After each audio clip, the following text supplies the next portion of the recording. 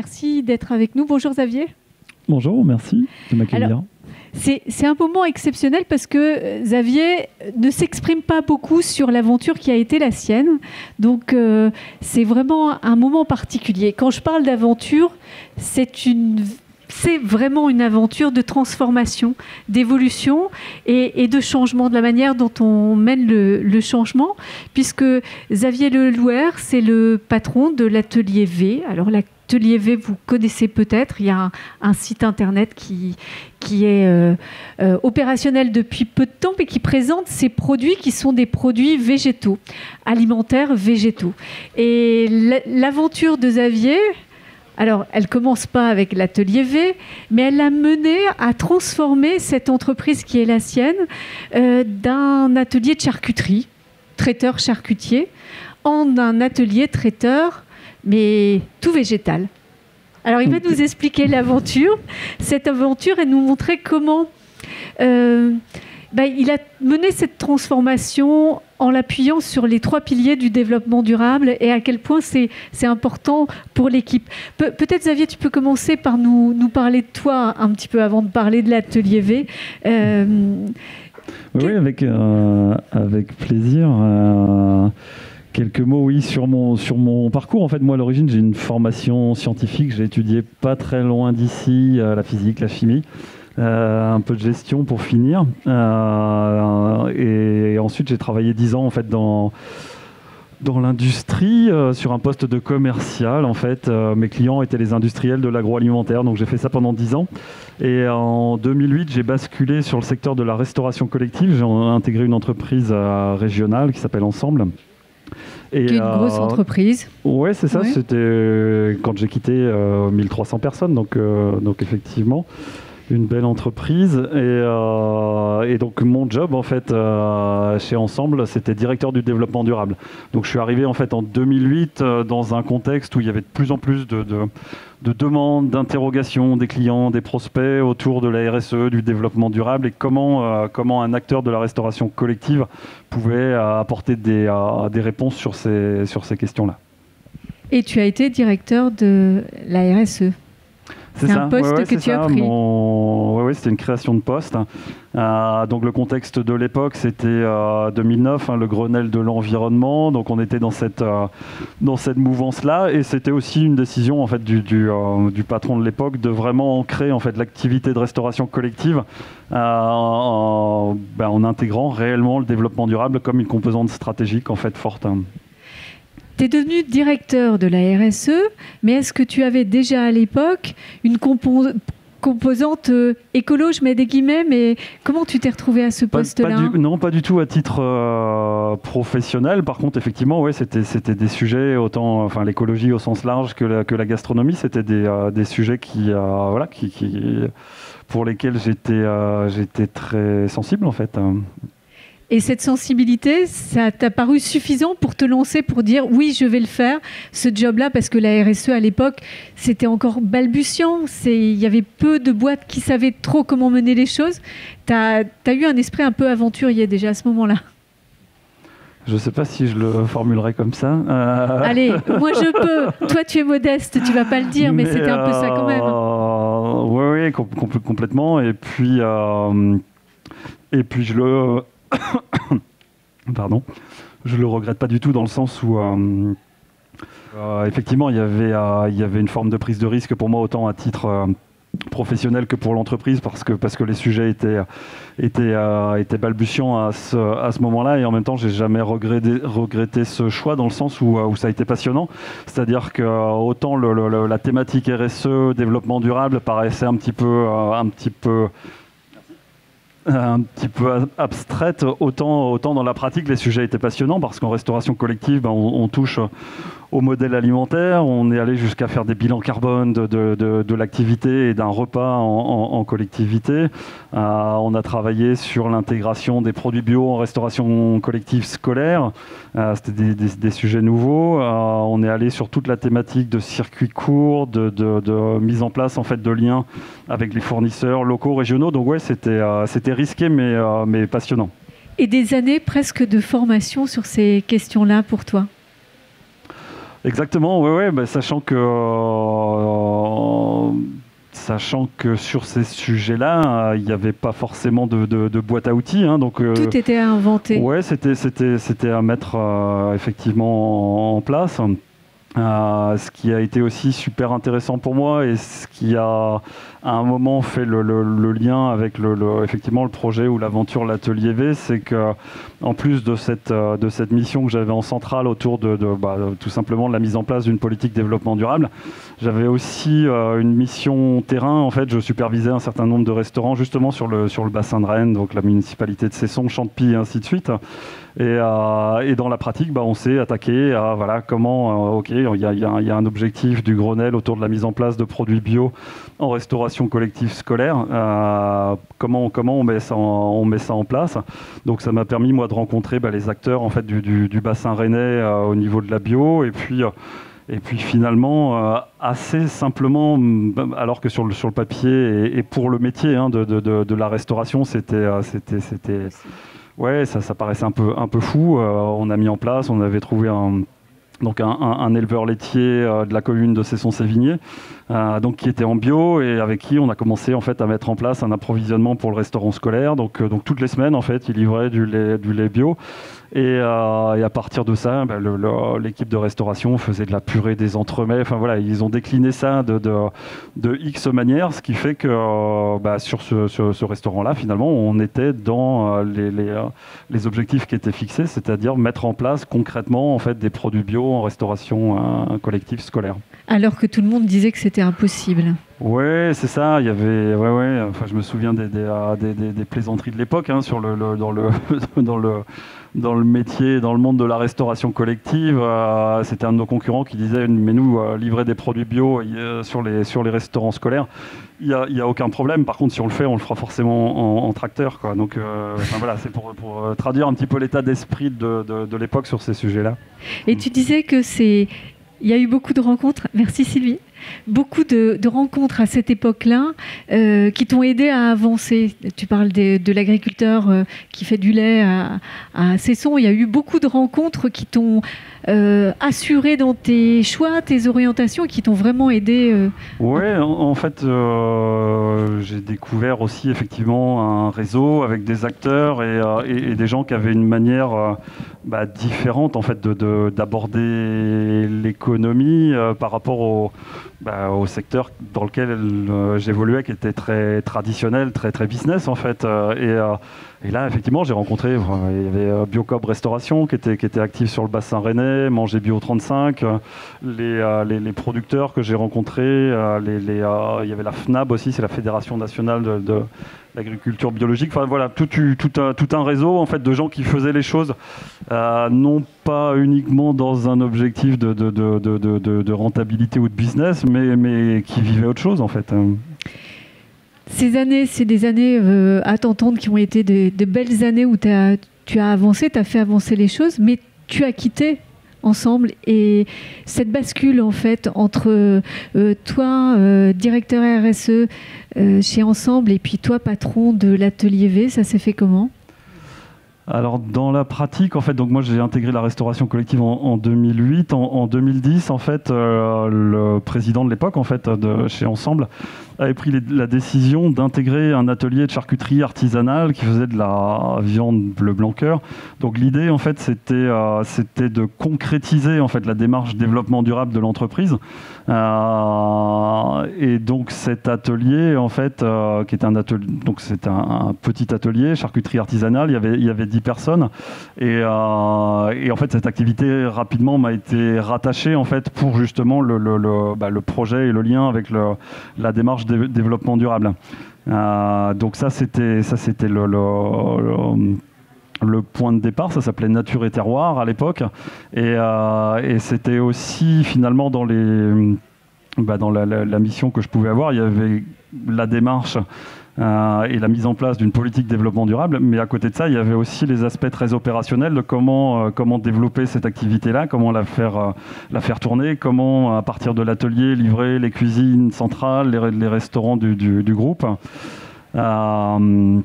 Donc ça a été aussi effectivement un point important pour la suite, puisqu'en 2012-2013, le groupe Ensemble a été vendu à Elior, et Elior n'a pas souhaité en fait reprendre cet atelier de charcuterie artisanale qui jugeait très très éloigné de leurs préoccupations et de leur métier, hein, ce qui était le cas. Et donc c'est finalement effectivement cet atelier qui s'appelait Nature et Terroir, qui faisait de la charcuterie artisanale, qui est aujourd'hui l'atelier qui héberge en fait l'atelier V.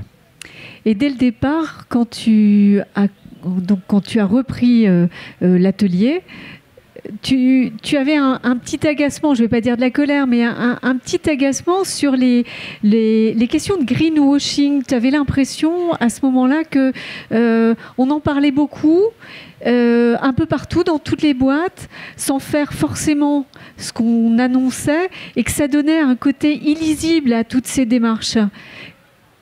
Oui, complètement. Il y avait plusieurs motivations, hein, parce qu'effectivement, dans la pratique, ça s'est traduit comment moi, en 2013, j'ai quitté Elior, et effectivement, j'ai repris cet atelier.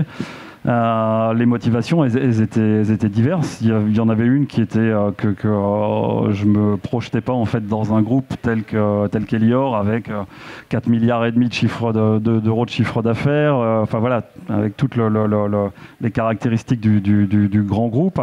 À côté de ça aussi, il y avait les frustrations au quotidien sur ces thématiques développement durable, c'est-à-dire que les freins étaient nombreux en fait pour faire avancer les choses, donc c'était pas évident.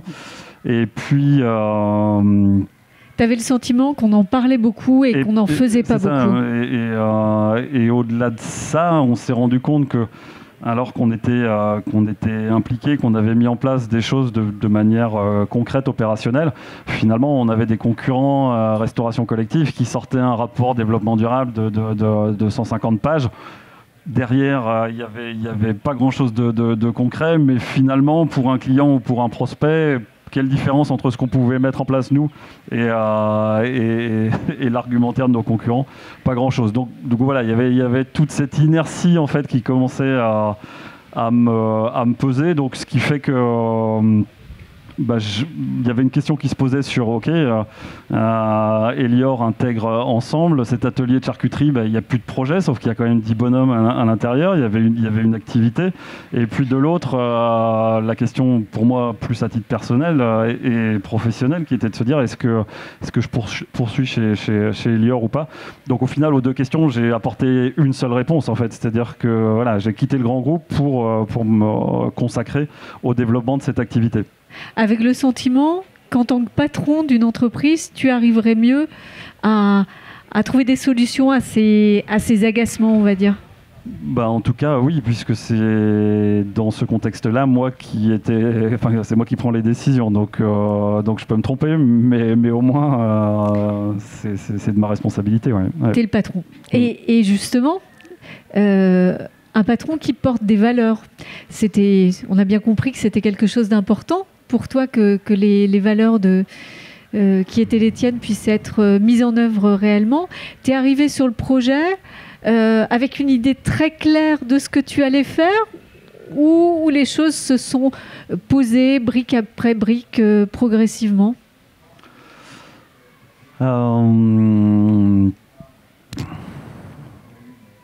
Non, enfin, quand j'ai pris la décision de quitter Elior pour me dire je vais reprendre cette activité de charcuterie artisanale, j'ai pas réfléchi. En tout cas, pas longtemps, parce que je pense que si j'avais vraiment tout bien pesé, mesuré, et si j'avais vraiment pris le temps de la réflexion, j'y serais peut-être pas allé. Donc voilà, je me suis dit, j'ai pas trop réfléchi et j'ai franchi le pas. Par contre, j'avais quand même effectivement en tête tout ce qu'on avait pu mettre en place chez Ensemble, et aussi je me suis rendu compte que même si sur le papier il y avait énormément d'obstacles, dans la pratique il n'y en avait aucun qui était insurmontable à partir du moment où on était déterminé et un peu têtu, quoi. Et dans la mesure où on avait des valeurs, alors c'était quoi les valeurs que tu portais et que tu portes toujours sur cet atelier? Ouais, tout ça, ça s'est fait sur cette période un peu intermédiaire. En fait, ce qui m'a servi sans doute de ligne directrice, c'est effectivement les valeurs, mais c'est aussi certains constats en fait sur le modèle alimentaire en place, et un modèle alimentaire que je percevais comme étant de plus en plus fragile et en tout cas pour lequel le consommateur prenait de plus en plus de recul, c'est-à-dire que le modèle agricole intensif, gavé de chimie, l'industrie agroalimentaire focalisée sur son prix de revient, et puis 4 centrales d'achat en France pour la distribution.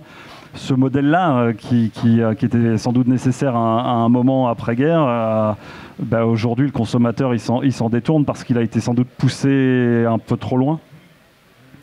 C'est intéressant ce que tu dis, parce que en fait, tu n'es pas végane. Tu manges de la viande? Ouais, c'est ça. On a eu pas mal d'échanges effectivement avec l'équipe autour de ces sujets-là chez l'Atelier V, parce que le point de départ, c'est effectivement point de départ de la création d'entreprise de l'Atelier V, c'est de se dire finalement sur l'activité historique de charcuterie artisanale, on est à la limite du système, et j'ai pas non plus trouvé en fait de solution, parce que pour remettre les choses dans le contexte, quand j'ai quitté Elior pour reprendre ce qui s'appelait Nature et Terroir, charcuterie artisanale, je me retrouvais dans une situation où j'étais donc dirigeant d'une entreprise qui avait un seul client. Donc ça veut dire qu'il fallait trouver les solutions et le projet c'était de pouvoir pérenniser en fait l'activité. Donc à ce moment-là, en fait, n'ayant pas trouvé de perspective qui tienne la route, je me suis dit mais finalement j'ai une feuille blanche en fait devant moi au niveau de la nouvelle activité. Et à partir du moment où j'avais une feuille blanche, je me suis dit dans ces cas-là, je vais partir d'un principe qui était une évidence pour moi, c'est de se dire le développement durable, la RSE, ça va pas être une composante en fait de ma stratégie, mais ça va en être le point de départ. Donc sur les impacts environnementaux, sur les impacts sociaux, sociétaux, économiques, en fait, j'ai configuré l'activité en se disant je vais raisonner effectivement avec quelque chose qui correspond à ma vision, à mes valeurs, en partant d'une feuille blanche et en se disant je vais pousser les curseurs au max. Donc quand on analyse en fait le lien entre le modèle agricole, le modèle alimentaire et les enjeux de développement durable, le lien sur l'impact sur l'environnement par exemple, de manière très naturelle, on en arrive à des conclusions comme quoi le modèle alimentaire, avec le modèle alimentaire carné, occidental, avec une consommation de viande très, très importante, ce modèle-là, aujourd'hui, il n'est pas duplicable. C'est-à-dire que, de toute façon... pas durable. Et donc pas durable, puisque le modèle alimentaire en place en Europe, aux États-Unis, on n'a tout simplement en fait pas les ressources naturelles pour envisager que la Chine, le Brésil et d'autres pays se calent sur le même modèle alimentaire. Les ressources naturelles ne sont pas suffisantes. Donc à partir de ces constats-là, de manière assez simple et évidente, en fait, je me suis dit l'agriculture biologique c'est une évidence, et le modèle végétal c'est aussi une évidence si on veut aller vers quelque chose qui soit plus équilibré. Donc toute la logique et le développement, c'était effectivement pas de se dire je suis anti-viande ou il faut arrêter l'élevage, mais c'était de se dire on a tout intérêt à faire évoluer le modèle alimentaire, ou essayer de le faire évoluer vers un modèle plus végétal. Moins carné. Alors, par conviction, mais tout en restant ouvert à une alimentation diversifiée avec de la viande, ça c'était ton point de départ, mais ouais. Tu n'étais pas tout seul, et tu n'es pas tout seul dans l'entreprise. Quand on en a parlé, moi c'est vraiment une des choses qui m'interrogeait le plus. Comment on fait la transformation en interne d'une équipe qui a l'habitude de travailler des produits carnés, des charcutiers, traiteurs charcutiers, et comment on les amène vers de la production végétale? C'est une transformation culturelle énorme.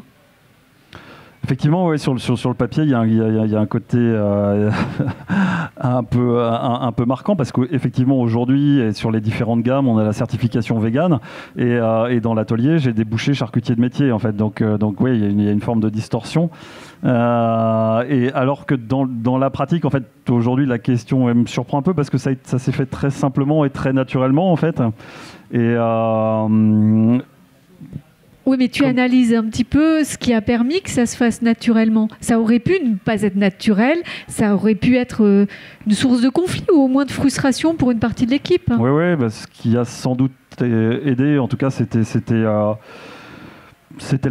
seule manière dont j'envisageais effectivement la transition, c'est qu'à chaque étape, je leur ai expliqué, hein, tout simplement, hein, c'est une petite équipe, hein, 10 personnes, donc je leur ai fait un constat tout à fait transparent de la situation, hein, c'était de se dire les gars voilà où on en est, si on reste sur cette ligne-là de la charcuterie artisanale pour la restauration collective, vraisemblablement d'ici quelques mois on va devoir tous remettre nos CV à jour.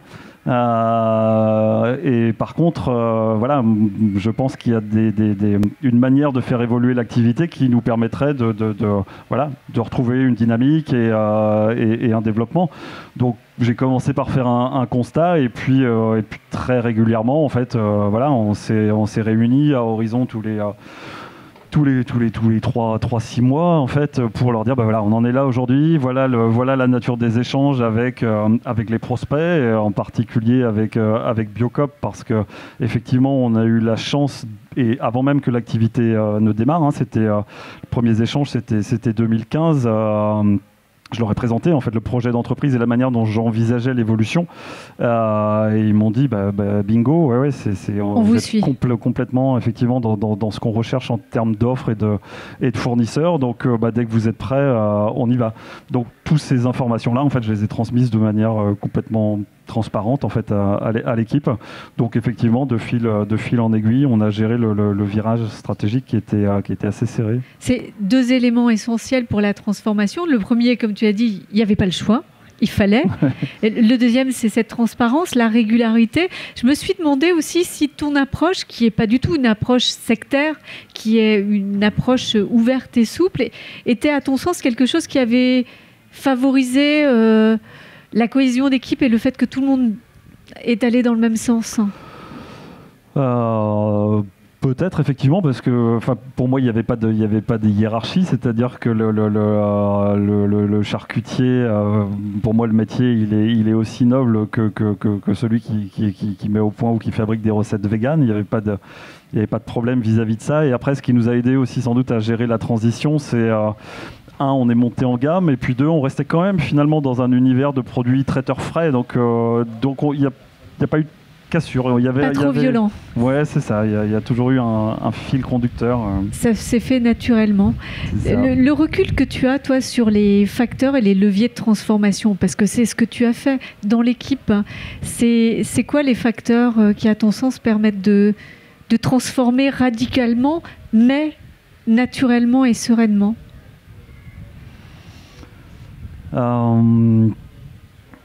Dans les facteurs, je pense que ce qui a aidé et ce qui m'aide en fait au quotidien, c'est cette approche en fait de vraiment l'approche RSE, développement durable, de se dire les décisions, et c'est ce que je pratique encore aujourd'hui, quand les décisions sont pas simples.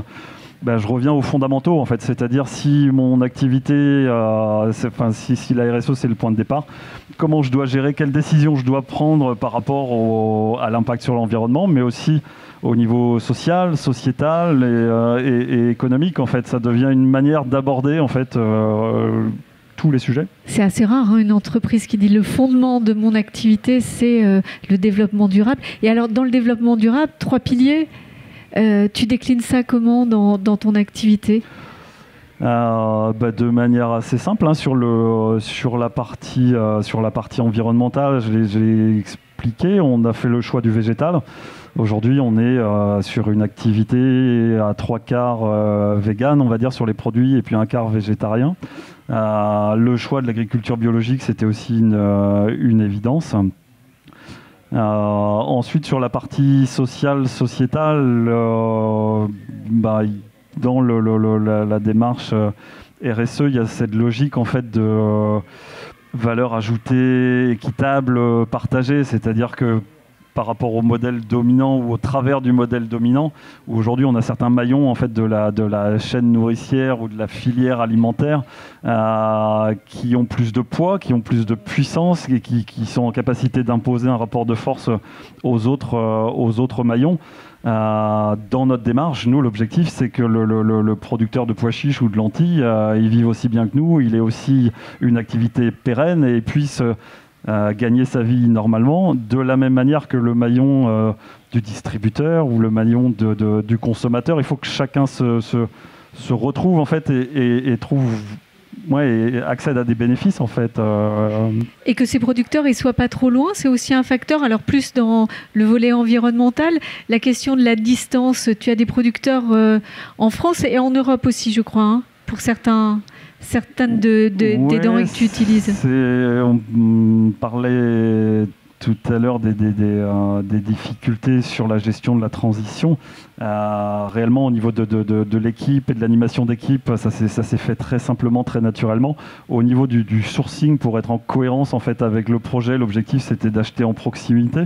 Et c'était aussi un engagement fort qu'on a pris dès le départ, qui était de se dire, nous, toutes les légumineuses, parce que c'est le fil conducteur en fait de nos recettes, elles seront cultivées en France. Donc c'était facile de l'écrire. Dans la pratique, ça a sans doute été la partie la plus compliquée à mettre en œuvre. Et pour finir, donc tu as trouvé pas trop loin dans des pays européens pour certaines de ces légumineuses qui sont difficiles à trouver Non, aujourd'hui en France. les légumineuses, et depuis 3 ans, donc depuis le lancement, on est sur des légumineuses qui sont cultivées en France. Quand on a besoin d'aller plus loin, c'est quand on ne trouve pas la ressource en fait en local ou en proximité.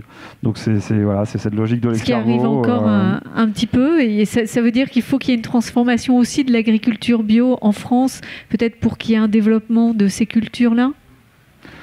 Ouais, pour moi, les moteurs, ils sont en route. C'est-à-dire que la dynamique, même par rapport à la situation en 2015, où réellement, quand je me rapprochais des producteurs ou des coopératives qui produisent des légumineuses bio, en leur disant voilà, je vais lancer une activité, j'aurais besoin de pois chiches ou j'aurais besoin de lentilles.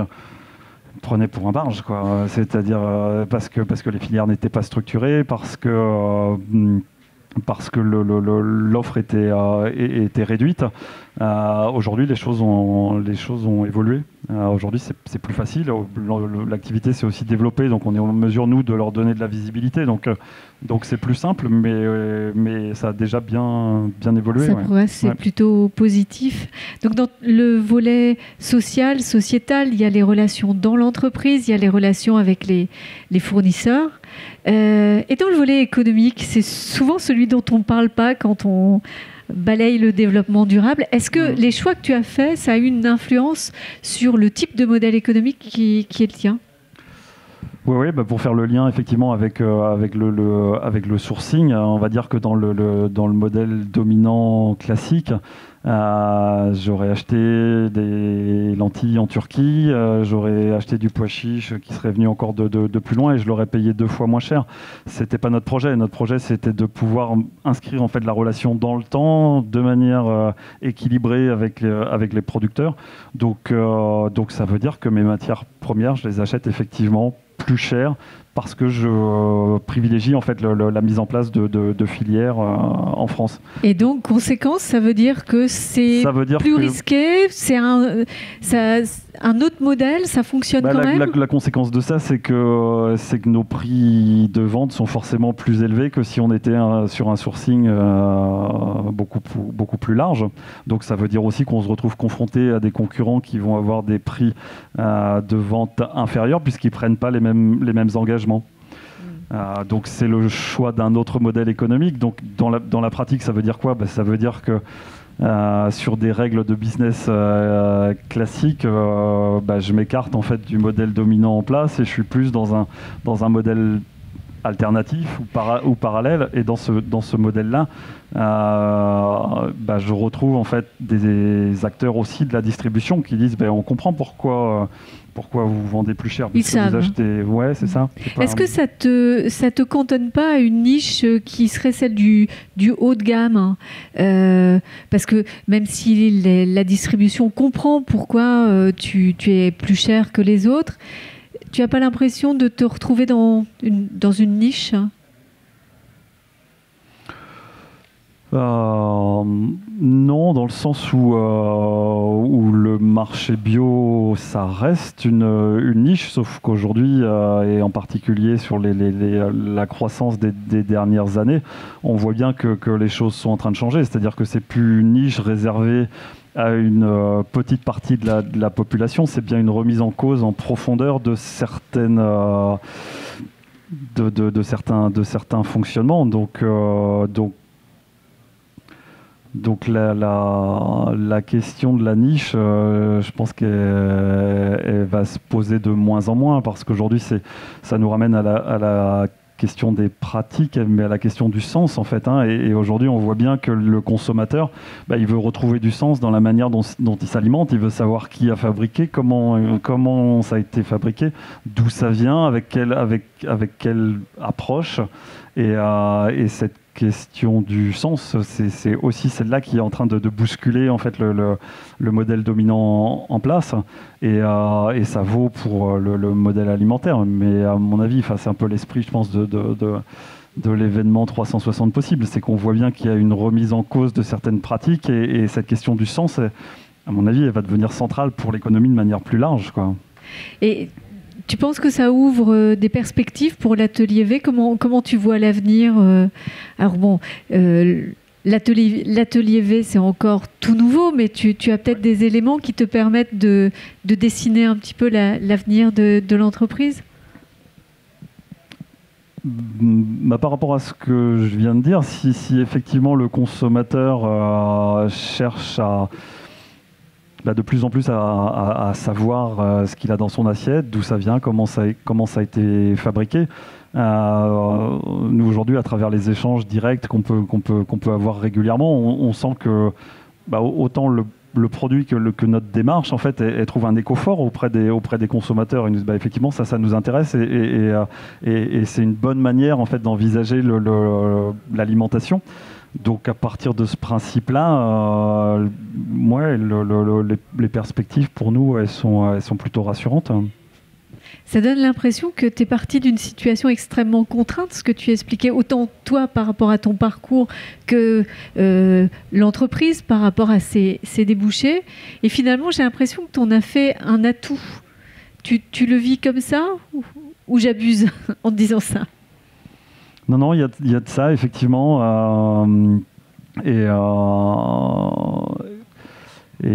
effectivement, ces décisions qui étaient liées à une contrainte initiale, en fait, aujourd'hui, ça devient effectivement notre force. Et ça rend beaucoup de choses beaucoup plus simples, effectivement. Ouais.